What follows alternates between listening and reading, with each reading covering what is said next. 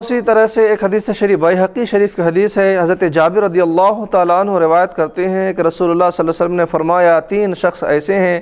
جن کی نماز قبول نہیں ہوتی، ان کی نیکی قبول نہیں ہوتی۔ 3 شخص ایسے ہیں نہ تو جن کی نماز قبول ہے، نہ تو جن کی کوئی نیکی قبول ہے۔ تو پہلا شخص وہ ہے کہ بھاگا ہوا غلام، کہ جو اپنے آقا سے بھاگ جائے اور اپنے آقا کے پاس جب تک وہ لوٹ کر نہ آئے اور اپنے کو ان کے قابو میں نہ دے دے، اور وہ عورت جس کا شوہر اس پر ناراض ہو، اور وہ شخص جو نشہ والا ہو جب تک ہوش میں نہ آئے۔ تو اس حدیث شریف میں 3 باتوں کا ذکر ہے کہ 3 شخصوں کے عبادات اللہ کی بارگاہ میں قبول نہیں۔ بھاگا ہوا غلام اپنے مالک سے بھاگ جائے اور وہ جب تک کہ واپس نہ آئے اس کے اعمال صالحہ اللہ کے پاس اٹھائے نہیں جاتے، بلند نہیں کیے جاتے۔ اور وہ عورت جس کا شوہر اس پر ناراض ہو، تو اس عورت پر بھی اللہ تبارک و تعالیٰ نے جو اس کے اعمال ہیں، اس کے اعمال اللہ کی بارگاہ تک نہیں پہنچائے جاتے ہیں، اس کے اعمال مردود کر دیے جاتے ہیں۔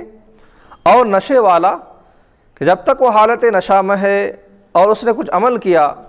کچھ عبادات کیا، کچھ ایسے معاملات کیا جو خیر اور بھلائی سے متعلق ہیں، تو اس شخص کے اعمال بھی اللہ کے پاس قابل قبول نہیں جب تک کہ وہ نشے سے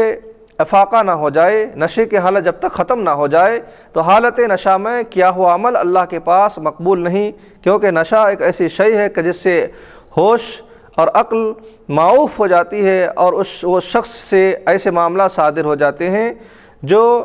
باعث تکلیف اور باعث زحمت ہے۔ تو لہٰذا ان 3 شخصوں کے بارے میں اللہ کے نبی صلی اللہ علیہ وسلم ارشاد فرماتے ہیں کہ ان کے اعمال صالحہ اللہ کے بارگاہ تک نہیں پہنچائے جاتے ہیں، اللہ کے بارگاہ میں ان کے اعمال پہنچائے نہیں جاتے بلکہ وہ مقبول نہیں ہوتے اس وقت تک جب تک کہ وہ تینوں اپنے اپنے معاملات سے باہر آ کر اپنے اپنے چیزوں کو حاصل نہ کر لیں، یعنی غلام آقا کے پاس آ جائے، شوہر بیوی اپنے شوہر کو راضی کر لیں، اور نشے والا نشے کی حالت سے افاقہ ہو جائے۔ نشے کی حالت سے ختم ہو جانا چاہیے، نشے کی جو حالت ہے وہ حالت ختم ہو جائے اور اس کا ذہن اپنے اصل کی طرف لوٹ آئے اور ذہن صحیح طور پر کام کرنے لگے۔